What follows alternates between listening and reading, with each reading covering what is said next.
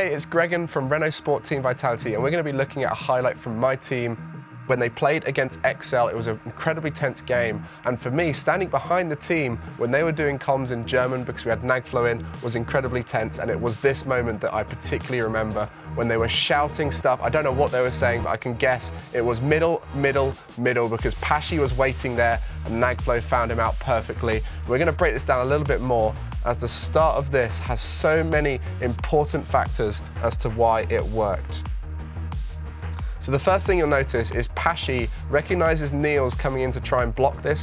Niels just cares about his goal because he knows his teammates aren't back yet, so he wants to cover that angle. But Paschy recognizes that straight away and gets around this ball, sending it towards the left, and uses the ceiling to send it straight down nice and quickly to Gnagflow, which meant that it wasn't hanging around too long, and it allowed them to counterattack nice and quickly. And Gnagflow did the perfect touch to find Paschy out, who then, because he was so close to the net, all he had to do was hit that ball hard enough and it would beat out the reaction speed of the two XL defenders. Now, normally in Rocket League, what people would do when they're sitting upfield is they're trying to redirect it themselves towards the net. But because of that call from Paschy, Gnagflow changed his plan of doing a slower shot towards the net, which Marky or Pondex would have been able to block, and instead sent it down to the middle, where Paschy hits it at 130 kilometers an hour. You don't see shots much faster than that, where he sends it in close range.